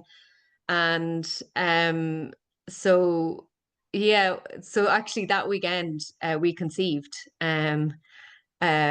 which was like, I don't know, like 2.5 months after meeting Siobhan. And Miho was going away for 2 weeks, so we literally got to make love once, and then he was gone away. And then I really didn't even think I was pregnant at all. And I actually, when it came to kind of, I had this spotting, and it was actually quite dark spotting. So I was just like, oh, this is strange, this work, I mustn't be doing enough of the work, it mustn't be working. But um, anyway, then it turned out a few days later, I did a pregnancy test and couldn't Mm. couldn't believe it. And so I mean, the news is very new. We've told our close friends, and then all of you guys as well. So you can hold it preciously. But I'm 11 and a half weeks pregnant, and feeling really good. Um, and just really tuning in and listening to my womb, and like really feeling the messages of when I do need to rest and slow down and Mm. take a walk in nature. And yeah, like I feel, with working with Siobhan, because I've, was on a journey for a long time about like really noticing my masculine and feminine energy. And I do operate more easily from my masculine and running my own business, and all that control and planning and all of that is my, I suppose, my go-to. And so I've been on a big journey for about 8 years now of learning what the feminine energy is. And even just since meeting Siobhan, this, like learning about the womb as our creativity, and we need to be creative. So while my work is creative, it was more about like me making nature mandalas when I was out on a walk with a dog, or like just drawing in the sand, or, drawing, for no reason, just and it was kind of like not thinking about it, not planning it, just, if I was on the beach, just picking shells that all of a sudden I was drawn to and placing them, without overthinking things. And I feel like that was the kind of key to the kind of the creative Mm. um feminine energy. And like my womb was already really was communicating with me for a long time. I just actually wasn't listening to it. Mm. um and to think that I was considered perimenopausal and everything else. And I think Siobhan's meditations, like the really, seeing all your beautiful organs that we have, and like, giving love to my fallopian tube, my one fallopian tube, and also the one that was missing, energetically. Because I think I really do feel like, even as women, maybe who have had hysterectomies or other things, like we still have that energetic center, no matter what is going on in our wombs. That energetic center will always be with us. And I just really feel, the Joe Dispenza work as well. Like we've both been listening to his books, and Mihal has been doing his meditations and found some really powerful. And I just believe in our body's abilities to heal when we direct the energy with love, to the places it needs. And, Mm. the love and the softness. And as well, like Siobhan was really encouraging, for me to receive in our relationship, and, for me, to kind of give more. And there was just little subtle shifts Mm. between us. Actually, that was a big, remember, Leading, sorry to talk across you, but that was a big, wasn't it? Remember, a big shiver that I got down my body, and that, yeah, that you needed, which we all do as women, that Leader needed to, be softened and welcome to receive, and let Mihal be the man, and to give. I think, yeah, that was part of that session. It was after that session. Yeah, and that I so think that we that, did yeah. we did another couples call at the end of February. So we packed them all in, we just kind of dove in and just Yeah, no, booked them all. I think you had And that one was really three powerful three because it was sessions, both of yeah. us together, and it was that receiving. And then you gave us a meditation that was both of us, and we um so like we did our meditations every morning and evening. So we do our individual one with headphones in, and then we would sit together and do the joint one. And as well, with Siobhan had given me the one with the Sheila and gig, because we were in a rush and Siobhan had to go. The meditation that she gave me was 4 minutes long. Now it was great, but I kept on being like, oh, I'd like something longer. So I wrote out the transcript, like wrote out what she had said, and then re-recorded it, just repeating some bits and giving just a little bit more space, just so I could drop into those elements, or like thinking about picturing my, the parts of my womb. And I added in a few things as well, that I felt I needed. And with Mm. some of them is like, you are enough, and you are love, and you are, like Mm. a, just giving Which myself is love. great. Actually, no one else had ever done that. So I think that's great. You had the insight to do that. Yeah. Yeah. And Because just, I suppose, hearing your own voice. And I think there's a deeper kind of dropping in you can do with that. So but I think the main thing with all of this is just keep trusting yourself, keep listening, and follow your instinct. Like we're all so unique and different, and our creativity comes out in different ways, and it can be the simplest thing. So just trust, the compare and contrast, and thinking we have to do things particular ways is isn't the way. It's just like go with your unique creativity and trust your knowing. Like we really do hold the medicine, and it's amazing to have Siobhan's work to guide us home to ourselves. And I really feel like that's what she's doing. She's guiding us all home to ourselves and just giving us the prompts to listen, um and I still do the meditations, and I've since been to Siobhan again, but I have one that's kind of talking to the wee baba, and talking to all my organs, that's helping grow this Mm, baba. So anyway, hopefully yeah, yeah, no, I'm great. feeling And good and that's, trust that that my womb can bring this baby into the world. mm. um yeah, I don't know, is there anything else, No, Siobhan, or thanks, if anyone has any Leila. questions? Actually, if you're happy for me to mention your age, because a lot of women Yeah, to a certain age, and yeah, um, 42 and a half, yeah. yeah, And you know, like I do feel that the person I am now is the mother that I need to be. And uh, I think Miho feels the same. And, you know, I suppose for me, I never took bringing a child into this world lightly. And, um, even when we first got pregnant at the start of the relationship, my immediate reaction was like, oh no, universe, not yet, not yet. What if we're not ready? And then I had this a topic. So I don't know, like I feel like we're so much more ready to be parents now. yeah. Um, You're and I'm just incredible. so grateful to Siobhan and her work.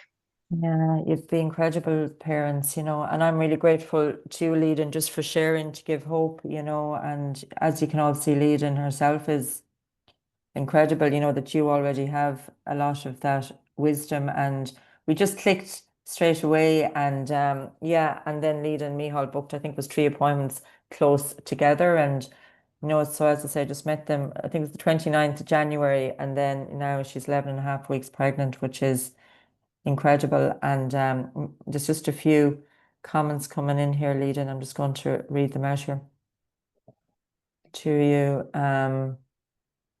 Hmm. We'll definitely start hearing the couple meditation together. That would be an amazing connection moment. Thank you, Leading. Thank you so much, Leading, for sharing your beautiful story. Congrats, Leading. Such a beautiful story. Such an inspirational story. Such an inspirational work. You have done. Your beautiful maternal energy is shining through. And so as Leadon said, my work is about, helping you to connect in. As I'm connecting into myself, it's about teaching you to connect in to your body and trusting your body intelligence. I'm only the support. Your body has the answers. But I do push, I don't know if push is the word, encourage the people, until I get that deep shiver down my body. And when I get the shiver, that's the unlocking. Then I know, that's the unlocking. That's what the body, the soul needed to. I'm here. And once that happens, then, then I don't know how to word it, but the fertility rises, the fertility juices, everything changes. Congratulations. Congrats. Everyone is saying congrats. Thank you, Lead, thank you for sharing. Thank you. You're giving so much hope for sharing.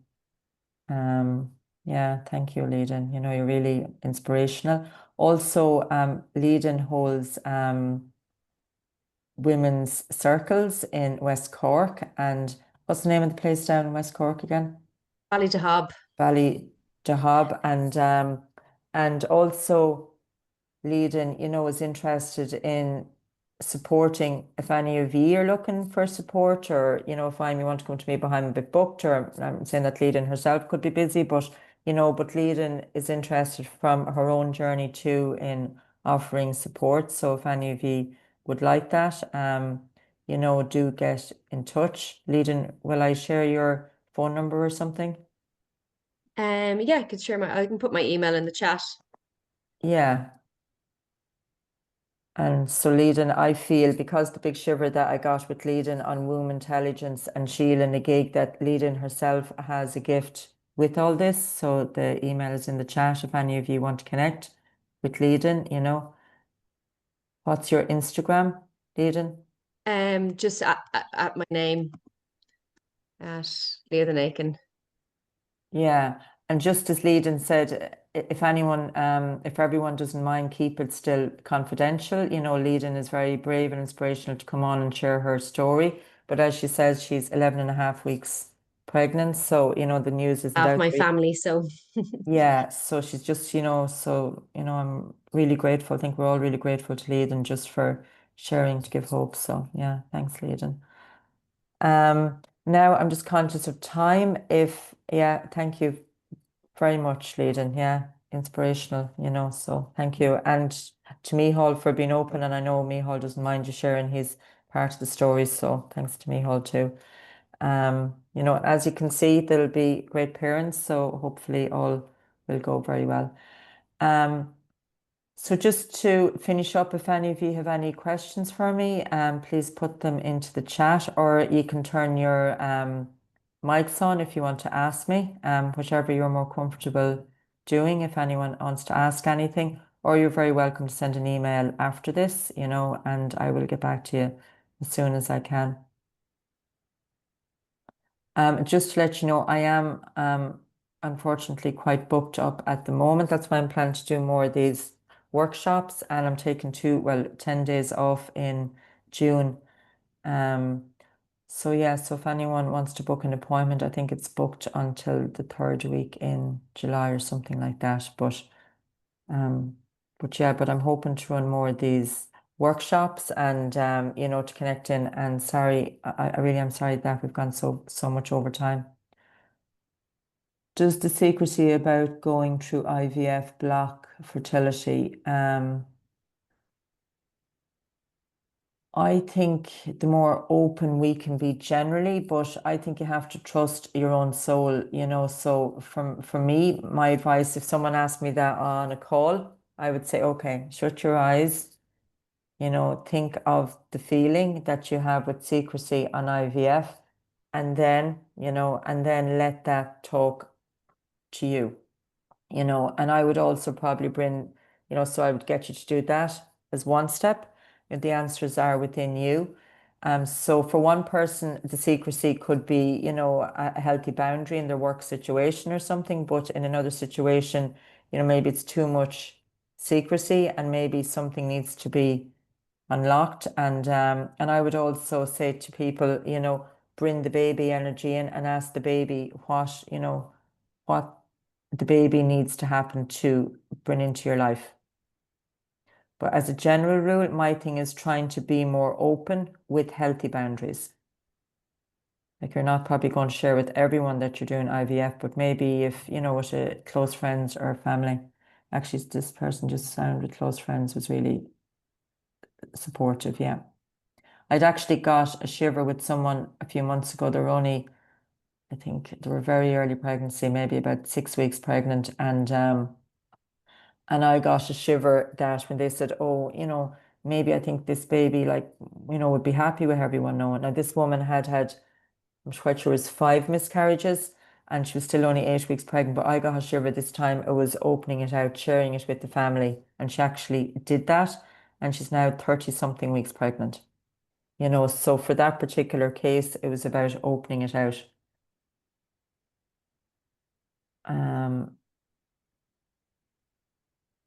I'd like to try Reiki again. There's so many places in Dublin. Any recommendations in Dublin? I don't actually know, to be honest. Sorry.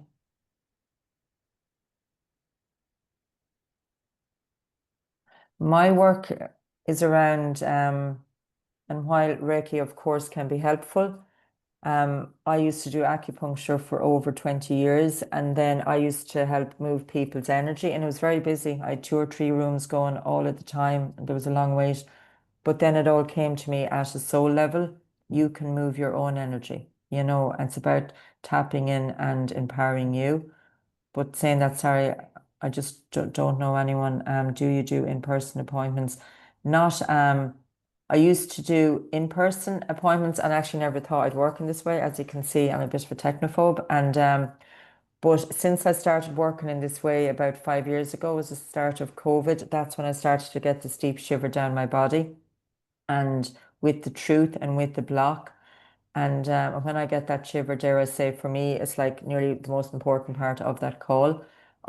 seeing where that block is and how we can unlock it. It's hard to just explain here, um, and it keeps me more focused. When I had two rooms going at a time, I was busy, so this keeps me really focused. I have the room the right temperature. I'm fully focused, and I actually, believe it or not, work better in this way.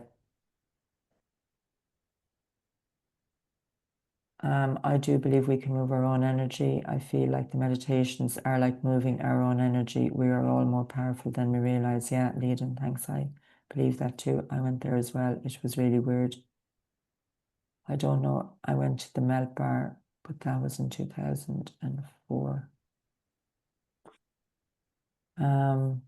Andrea, sorry, I genuinely don't know. Yeah, I'm Does sorry. I anyone just know? bring this about the only reason I'm saying about Reiki, because I just find, I don't know if anyone else finds this, that sometimes you're just so busy, and if you do lock like 1 hour to do yoga, you lock 1 hour to do Reiki, whatever that is, then you're not interrupted. You're just with yourself, and you take your time for yourself. So I think Yeah, at this stage, I'm just like, if I book myself Reiki, I don't come back home. So then I'm just like, I have that, that moment of connecting with myself. So yeah, it's more no, like an absolutely. escape. Yeah. Yeah, no, and Andrea herself, I wish I had time to let you talk more. Andrea herself is really inspirational, and she's been on her own journey. And yeah, I know you're very open about your journey, Andrea, and Andrea is incredible. I'd actually got a big shiver for Andrea linked with St. Bridget's energy, and just that energy of connecting into the divine feminine, or whatever we all want to call it, within us. So Andrea's done incredible transformation. Andrea, thanks. Yeah, I know what you mean too. It's good just to hand it over. But sorry, I don't know of anyone. But if anyone knows of anyone doing Reiki, please feel free to share it in the chat. Someone just said to her, after our first call, I felt so much lighter and felt like singing so much more enjoyable. Thank you, Julia. That's lovely to hear. Hi, I just found this book actually beside me. It's in Italian, but it's about Mary Magdalene. Oh, really? Okay. It's an amazing book, but when you mention Mary Magdalene, Okay. Very it's good. Margaret Starbird. I can write it here, maybe you find the translation. I mean, it's an English writer, I think. No, it's American or something. Anyway, I write it down. Yeah. Thank you. But Thank you, Julia. I found, like, I read it years and years ago, and I found it really fascinating. Okay. Thank you. Yeah. I still look for my mom's bookshelf, actually. Yeah. And I'm and actually going to read it again, I think. yeah, actually, to be honest, I've never read a book or anything. This has been, someday I'll share my whole story, but the journey with this building, and thank you, Julia, for sharing, brought me this building. I think I mentioned is across from the Catholic Church in Ferns. Um, and I don't know if you've heard of the Ferns diocese, but there was a lot of kind of darkness there, and I ended up drawing these subconscious graphs with this healer. And in the graph, it came like the walls of this building were reflecting me, and this red shaped mark of Mary Magdalene kept coming into my graph. I'd never thought of Mary Magdalene. I'd no link with Mary Magdalene. And it was the red shaped mark coming through me and my womb. And that brought me, next thing I started to see people for Mary Magdalene laundries and women not having a voice. And it brought me on this whole journey. And and that's within us all, so to connect to her wisdom, it was like connecting first to her pain. Thank you, Julia, for sharing. After my partner's first session with Siobhan, she got a huge shiver for something he was carrying from his ancestors. Following this, I saw a huge change in him, and also for the first time in 5 years, his GP reduced his blood pressure medication. Amazing work. Thank you, Nolene, very much. Yeah, that this is what I'm seeing. Once the block is unlocked, the body changes, and often I see men that are very skeptical and different things, but once it's unlocked, the whole body system changes.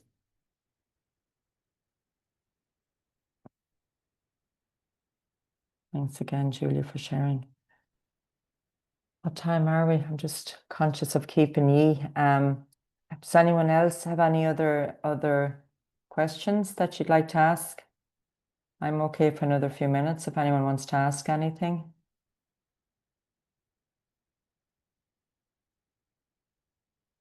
No, everyone okay? So just to finish up then, my main words to ye are the wisdom is within ye. You're not broken, you're powerful beyond belief. The more challenged I see someone, the more gifted I see someone. My cousin is saying thanks, cuz. Thanks, Brona, for joining. And Brona herself is an incredible person. And so the more challenged, the more gifted. So it's about tapping in to you. And I'd really recommend journaling. And one of my lines, as odd as it seems, is get excited about the pain. When you feel this immense pain and you feel like you just can't cope with it, that's the best time to write and just to listen to your soul. It's like, this might be a bad analogy, but it's like a pimple ready to burst. It's easier to get the information out then. And all that I've learned is from everything that I know, as odd as it sounds, is from transforming and transmuting pain. Everything, not from Western or Chinese medicine. It's from sitting with the pain, listening, transforming it, and feeling it. And my passion is for you to do that too. And I am here really in my passion to support you. I honestly feel this is my soul work. And this wisdom is within all of us. You are a macro version of your egg. You are the egg. You are creative. You are full of potential, and you know everything that egg has. You are full of this wisdom, and you are here to create. You're here to grow. And if you're stuck and blocked, the egg is stuck and blocked. And so it's about you trusting you. Ground yourself, meditate, sit with yourself, sit with your pain. You know, my work is supporting you to go in within you. The answers are within you. And good books are The Artist's Way by Julia Cameron. Maybe look up the Mary Magdalene for yourselves, or that link. And It Didn't Start With You by Mark Woolen. And thanks so much for Leading, for sharing her inspirational journey. You know, as you can see, she is incredible. And thanks to everyone for sharing. Thanks to Andrea. Actually, I'd love to have Andrea talk more. She's incredible too, and she's been through an incredible transformation. And thanks to the woman that shared her incredible story on the womb intelligence because she's early pregnant. I won't give her name, but she's incredible. So thank you. People are just saying thanks so much. Thanks to everyone for joining. You know, this is my passion, doing this work. Next time I'll try and keep the time right. And yeah. So just to say thanks to everyone. Can I Great just to have us all. say, so just before you just finish, and I think that I remember you saying this in the beginning of our meetings, and this is something that sits with me. And I know that sometimes we just get caught on, you know, the downs, and you might feel a bit like negative. But I do remember you saying that this journey, this baby, it's what is making you, you know, fill this void in you, go through this path, discover yourself, rediscover yourself. This is happening to you for this biggest reason. So I just find it for myself now, it's almost, yes, if there will be a baby, yes. But I think that for me now, it's more about going through this journey and just connect with myself. And I truly believe that that is possibly the biggest thing I've ever heard. In the end, yes, we might be moms, but it's all about empowerment. It's all about you connecting with yourself.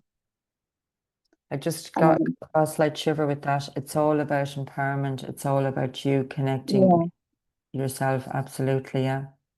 I agree. So 100% here, yeah. I just find as Mm. well, I don't know about other people, but I just think that sometimes it was a journey of avoidance of certain things in myself, or that Mm. I didn't even know that were within me. But don't be afraid. Just as I remember you saying, it just sometimes you just have to sit with your pain. And reality is like I think I haven't been crying more than I did in my entire life, but there is such a beauty after it. It's almost like after the rain, you get like this sun and this sunshine. And yeah, it gets better, just for everyone. There is a light, there is light, and that's what it is. Yeah. Well, thank you, Mm. Andrea. And Andrea has been through, I don't think you mind me, do you mind me sharing that, Andrea, what you've been through? Yeah. Go Andrea has ahead. This been might through, take another hour now. I think it's 5 failed IVFs, isn't it? And, severe Yeah. endometriosis.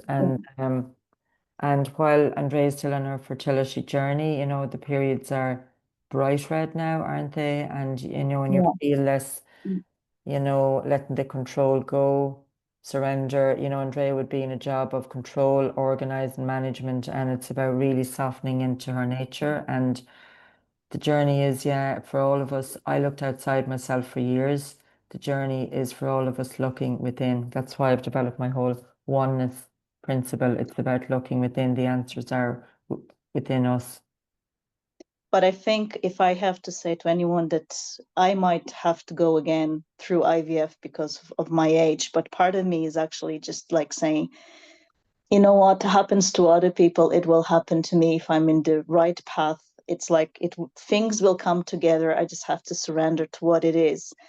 But if you are going on the IVF path, I think with me, I went on that journey, but it was in a fear journey. It was doctors telling me, you'll never get pregnant. You are very old. There's this wrong with you. There's that wrong. I actually just felt broken. So I went into the whole process, feeling, I don't even know how to say, like a small version of myself. I went through it through fear and control, trying to control what was happening. And I think I said to you that we didn't have an embryo, and I could just feel it, that there was like something wrong. And I was just like, this is just not meant to happen this way. So if you are going through IVF, do it from a place of, happiness, of love, of you actually kind of letting yourself kind of surrender that it will happen, but not from a place that you are just not connected with yourself. It's really Mm. like, because the whole process is very tough on you. No, Yeah. absolutely. And one of my most recent IV, so a woman that wrote, and thank you, Andrea, for sharing all that, her testimonial on her IVF journey. She was 43, almost 44. She was 44 and she was pregnant. And I supported her, but we did this big journey of connecting to her eggs. Her eggs were like golden, it was connecting to the egg, and even though it was IVF, the embryos were her eggs. Like even when she was at home, she was still sending them love, sending them light. Now with her, the first IVF did work, and but it was a deep transformational journey before, as Andrea said, she was in a good place going into the IVF. Like since I met Andrea now, she hasn't tried an IVF, but was going into this other couple had to have it for certain reasons, but was going into the IVF from a place of love and trust and truth in their own bodies. Yeah. So thank you. Andrea, I'm just conscious of time. We're letting everyone go, but thank you for sharing all that and inspirational. And isn't it just so nice, even for us all women, to be together, connecting like this, Yeah, thank you. Andrea, I'll have to meet you face to face one of these days. Okay, everyone is saying, Andrea, thank you for being so open. So thank you. Okay, everyone, I'm just going to say good night to everyone now, and genuinely thank you so much. you know, to you all, and a special thank you to Leading too again, and thanks to everyone for coming. And it's honestly like my privilege, my passion, you know, sharing anything that I'm learning in the hope that it might help you, you know, to connect to a place of love, trust, and truth within you, you know. So yeah, and if anyone has anything else, I will ask Rachel to send the meditation out. And if anyone has anything else, please just do get in touch. Yeah. And I'll chat to you soon, hopefully. Thanks, Siobhan. Thank you. Thanks, everyone. Thanks, Siobhan. Thank Thanks, you. Siobhan. Thank you, Thank everybody. you. Thank you. Thanks very much, Leading. Slán. Slán. Thank you. Thank you. Thank Thank you. Thank you. you. Have a Thank you, nice evening. Christine. Thanks now. Thank you. Thanks.